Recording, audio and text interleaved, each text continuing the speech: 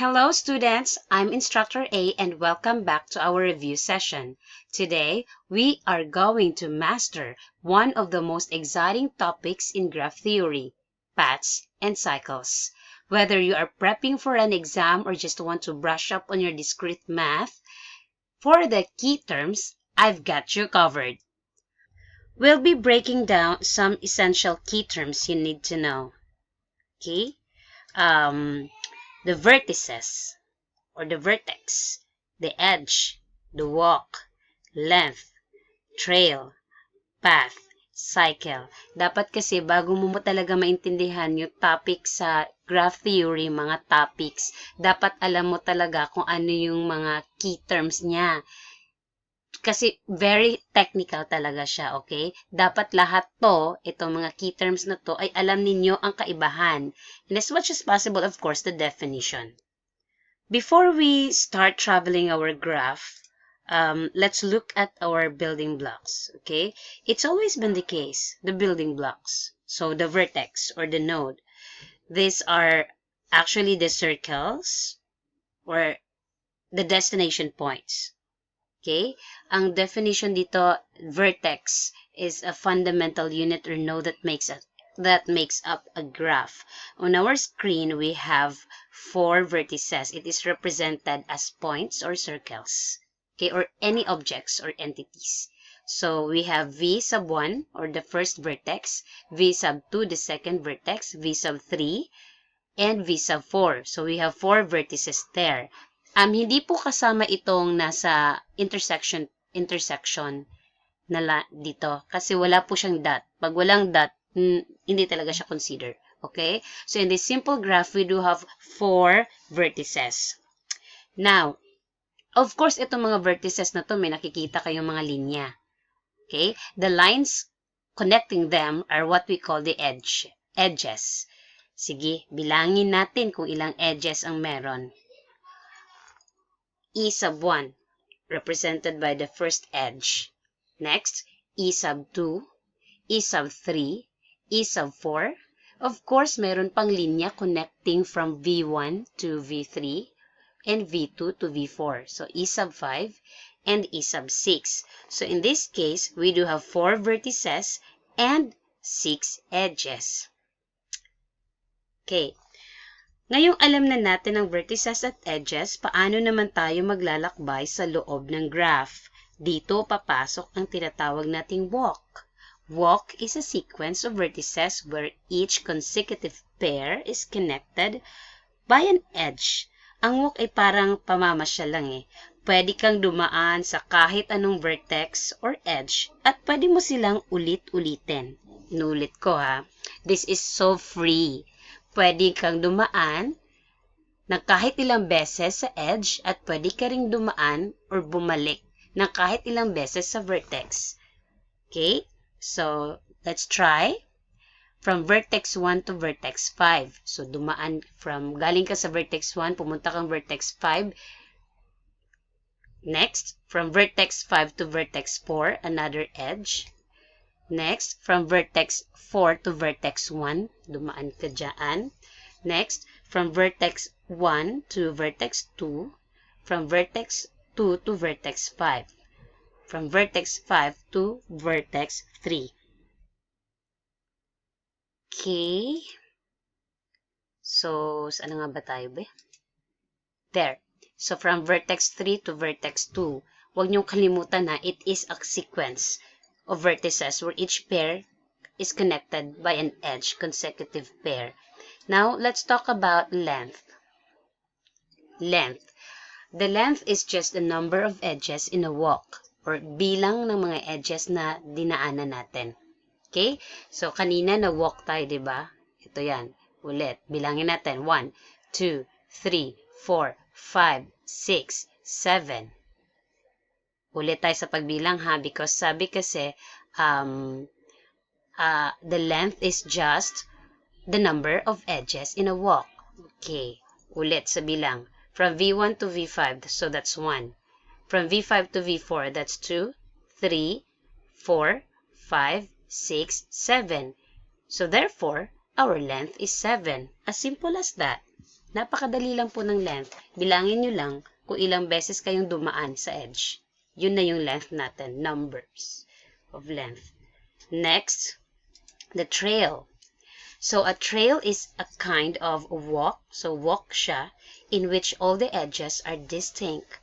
Kumbaga, pwedeng ulitin ang vertices, pero hindi dapat ulitin ang edge. This is a kind of walk. Okay? Sige, let's try for this graph. Pero bilangin natin kung ilang edges meron kasi meron na tayong dot o merong dot sa V sa gitna. That's considered our fifth vertex, V sub 5. So bilangin muna natin kung ilang edge meron. E sub 1, 2, 3, 4, 5, 6, 7, 8. So meron tayong 8 edges dito. Okay po. So gawa tayong trail. Take note, bawal ulitin ang edge, though pwedeng maulit ang vertex.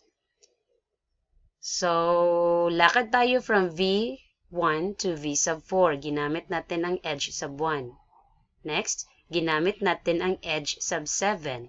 Sunod, ginamit natin ang edge 6. Next, the edge 3. Okay po, hindi po natin inulit ang edge. 1, 7, ang 6, at 3 po ang ating ginamit. That is considered a trail. Though pwedeng, yes, pwede pong ulitin ang vertex, sabi ko nga kanina. So, pwede pa kayong dumaan dito from V3 to V4 kasi hindi rin naman talaga pa nagamit ang E sub 4. Marami pa yung klaseng trail dyan. Of course, isa lang binigay kong example. Okay? And we do have two kinds of trail, the open trail and the closed trail. Again, trail is a kind of walk. Open trail. Ano ba ang kaibahan ng open trail? Ang open trail nag-start at nag-end sa different vertex. 1, 2, 3, 4. Okay? You see? Nag-start siya sa vertex 1, nag-end siya sa vertex 3. That is what you call an open trail. And yes, this is a trail dahil hindi po inulit or dinaanan ulit ang edge. Gumamit tayo ng 1, 7, 6, and 3. How about the closed trail? Closed trail definition ay isa siyang klase ng walk wherein nag-start siya at nag-end sa parehas na vertex. Actually, tinatawag din itong circuit. Sige, hanap tayo ng closed trail. Start tayo sa V sub 1 to V sub 4. Gumamit tayo ng E sub 1 na edge. Next, edge 7. Edge 6. Dapat walang maulit na edge ha. Edge 3. Edge 8. To edge 5. You see? Wala po tayong inulit na edge, though may inulit tayong vertex. Ayan. Nag-umpisa tayo sa vertex 1 at nagtapos din tayo sa vertex 1. That is what you call a closed trail or a circuit. We are done with trail. Let's move on to path. Path is a sequence of connected vertices where no vertex or edge is visited more than once. So, ibig sabihin, the path is very strict na rule dito. Bawal ulitin ang vertex at bawal ulitin ang edges. Grabe. So, very strict nga siya. No vertex or edge is visited more than once. So, gawa tayo ng path. V sub 1 to V sub 5, gumamit tayo ng edge 5. Next, edge 7. From V sub 5 to V sub 4. Next, edge sub 4. Sunod, edge sub 3. Meron pa ba? Okay, wala na. Yun lang example ng path kong ginawa dito. You see, hindi natin inulit na puntahan ang vertex ha. Nag-umpisa tayo sa vertex 1. Pumunta tayo sa vertex 5. Pumunta tayo sa vertex 4. Pumunta tayo sa vertex 3. Next, ang huli natin pinuntahan ay vertex 2. Kumbaga, kung ang bahay mo ang vertex 1, ay aba, hindi ka na makakabalik kapag path. Ang definition, patay ka. Hindi ka rin pwedeng gumamit or dumaan ulit sa daan. Tingnan nyo to. Ang ginamit nating edge ay 5, 7, 4, 3. Walang balikan. My gosh. That's the path. Very strict ang rule niya. While the last one, which is the cycle, ito medyo, kasi diba from the word itself, cycle. So malamang may balikan to.